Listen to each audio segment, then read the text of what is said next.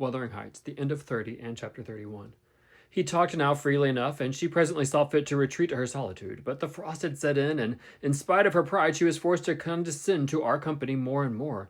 However, I took care there should be no further scorning at my good nature, and ever since I've been as stiff as herself, and she has no lover or liker among us, and she does not deserve one, for let them say the least word to her, and she'll curl back without respect of anyone. She'll snap at the master himself, and as good as dares to thrash her, and the more hurt she gets, the more venomous she grows.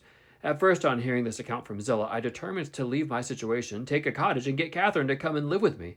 But Mr. Heathcliff would as soon permit that as he would set up Hareton in an independent house, and I can see no remedy at present unless she could marry again, and that scheme it does not come within my providence to arrange. Thus ended Mrs. Dean's story. Notwithstanding the doctor's prophecy, I am rapidly recovering strength, and though it be only the second week in January, I propose getting out on horseback in a day or two and riding over to Wuthering Heights to inform my landlord that I shall spend the next 6 months in London, and if he likes, he may look out for another tenant to take the place. After October, I would not pass another winter here for much. Chapter 31. Yesterday was bright, calm, and frosty. I went on to the Heights as I proposed. My housekeeper entreated me to bear a little note from her to her young lady, and I did not refuse, for the worthy woman was not conscious of anything odd in her request. The front door stood open, but the jealous gate was fastened, as at my last visit. I knocked and invoked Earnshaw from among the garden beds. He unchained it, and I entered. The fellow is as handsome a rustic as need be seen. I took particular notice of him this time, but then he does his best apparently to make the least of his advantages. I asked if Mr. Heathcliff were home. He answered no, but he would be in at dinner time. It was 11 o'clock, and I announced my intention of going in and waiting for him, at which he immediately flung down his tools and accompanied me in the office of watchdog, not as a substitute for the host. We entered together. Catherine was there, making herself useful and preparing some vegetables for the approaching meal. She looked more sulky and less spirited than when I had seen her first. She hardly raised her eyes to notice me, and continued her employment with the same disregard to common forms of politeness as before, never returning my bow and good mornings by the slightest acknowledgment. She does not seem as amiable, I thought, as Mrs. Dean would persuade me to believe. She's a beauty, it's true, but not an angel. Earnshaw surlily bid his remove her things to the kitchen. "Remove them yourself," she said, pushing them from her as soon as she had done, and retiring to a stool by the window, where she began to carve figures of birds or beasts out of the turnip parings in her lap. I approached her, pretending to desire a view of the garden, and as I fancied adroitly, dropped Mrs. Dean's note into her knee, unnoticed by Hareton, but she asked aloud, "What is that?" and chucked it off. "A letter from your old acquaintance, the housekeeper at the Grange," I answered, annoyed at her exposing my kind deed, and fearful lest it should be imagined a missive of my own. She would gladly have gathered it up from this information, but Hareton beat her. He seized it and put it in his waistcoat, saying Mr. Heathcliff should look at it first. Thereat Catherine silently turned her face from us, and very stealthily drew out her pocket handkerchief and applied it to her eyes, and her cousin, after struggling a while to keep down his softer feelings, pulled out the letter and flung it on the floor beside her as ungraciously as he could. Catherine caught and pursued it eagerly. Then she put a few questions to me concerning the inmates, rational and irrational, of her former home, and gazing towards the hills, murmured in soliloquy, "I should like to be riding Minnie down there, and I should like to be climbing up there. Oh, I'm tired. I'm stalled, Hareton." And she leant her pretty head back against the sill with half a yawn and half a sigh, and lapsed into an aspect of abstract sadness, neither caring nor knowing whether we remarked her. "Mrs. Heathcliff," I said, after sitting down some time mute, "are you not aware that I am an acquaintance of yours, so intimate that I think it strange you won't come and speak to me? My housekeeper never wearies of talking about and praising you, and should be greatly disappointed if I return with no news of you or from you, except that you received her letter and said nothing." She appeared to wonder at this speech, and asked, "Does Ellen like you?" "Yes, very well," I replied unhesitatingly. "You must tell her," she continued, "that I would answer her letter, but I have no materials for writing, not even a book from which I might tear a leaf." "No books!" I exclaimed. "How do you contrive to live here without them, if I may take the liberty to inquire? Though provided with a large library, I'm frequently very dull at the Grange. Take my books away, and I should be desperate." "I was always reading when I had them," said Catherine, "and Mr. Heathcliff never reads, so he took it into his head to destroy my books. I have not had a glimpse of one for weeks. Only once I searched through Joseph's store of theology to his great irritation, and once, Hareton, I came upon a secret stock in your room, some Latin and Greek and some tales of poetry, all old friends I brought here last year, and you gathered them as a magpie gathers silver spoons for the mere love of stealing. They are of no use to you, or else you conceal them in bad spirit, that as you cannot enjoy them, nobody else shall. Perhaps your envy counseled Mr. Heathcliff to rob me of my treasures, but I've most of them written on my brain and printed in my heart, and you cannot deprive me of those. Earnshaw blushed crimson when his cousin made this revelation of his private literary accumulations, and stammered as indignant denials of her accusations. Mr. Hareton is desirous of increasing his amount of knowledge, I said, coming to his rescue. He is not envious, but emulous of your attainments. He'll be a clever scholar in a few years.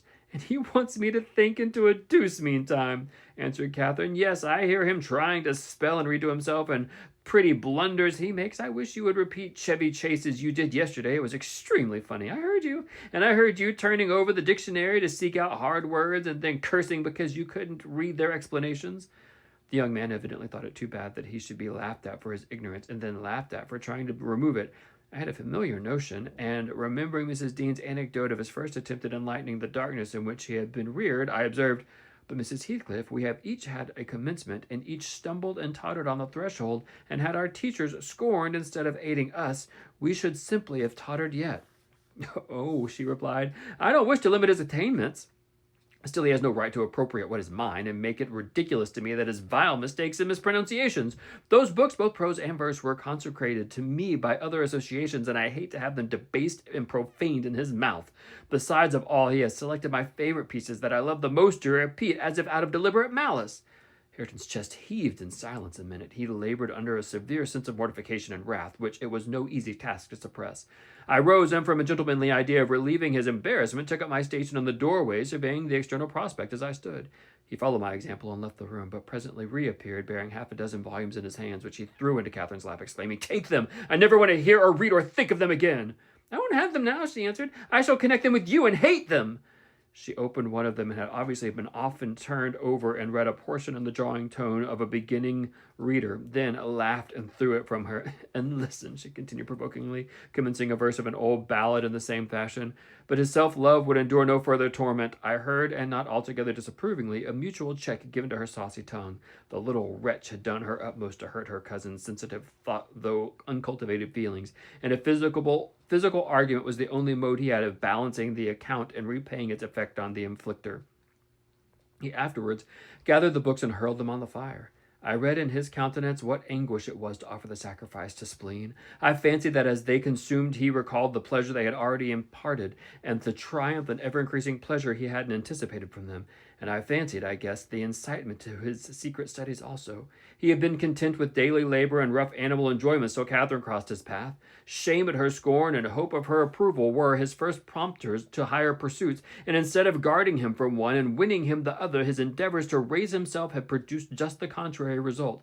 "Yes, it's all good that such a brute as you can get them from them," cried Catherine, sucking her damaged lip and watching the conflagration with indignant eyes. "You'd better hold your tongue now," he answered fiercely, and his agitation precluded further speech. He advanced hastily to the entrance, where I made way for him to pass. But ere he had crossed the door-stones, Mr. Heathcliff, coming up the causeway, encountered him, and laying hold of his shoulder, asked, "What's to do now, my lad?" Not, he said, and broke away to enjoy his grief and anger and solitude. Heathcliff gazed after him and sighed. "It'll be cold if I thwart myself," he muttered, unconscious that I was behind him. "But when I look for his father and his face, I find her every day more. How the devil is he so like I can hardly bear to see him." He bent his eyes to the ground and walked moodily in. There was a restless, anxious expression in his countenance I had never remarked there before, and he looked sparer in person. His daughter-in-law, on perceiving him through the window, immediately escaped to the kitchen, so that I remained alone. "I'm glad to see you at your doors again, Mr. Lockwood," he said in reply to my greeting. "From selfish motives partly, I don't think I could readily supply your loss in this desolation. I've wondered more than once what brought you here." "An idle whim, I fear, sir," was my answer, "or else an idle whim is going to spirit me away. I shall set out for London next week, and I must give you warning that I feel no disposition to retain Thrushcross Grange beyond the 12 months. I agreed to rent it. I believe I shall not live there any more." "Oh, indeed. You're tired of being banished from the world, are you?" he said. "But if you be coming to plead off paying for a place you won't occupy, your journey is useless. I never relent in exacting my due from anyone." "I'm coming to plead off nothing about it," I exclaimed, considerably irritated. "Should you wish it, I'll settle with you now," and I drew my notebook from my pockets. No, he replied coolly. "You'll leave sufficient behind to cover your debts if you fail to return. I'm not in such a hurry. Sit down and take your dinner with us. A guest that is safe from repeating his visit can generally be made welcome. Catherine, bring things in." "Where are you?" Catherine reappeared bearing a tray of knives and forks. "You may get your dinner with Joseph," muttered Heathcliff aside, "and remain in the kitchen until he is gone." She observed his directions very punctually. Perhaps she had no temptation to transgress.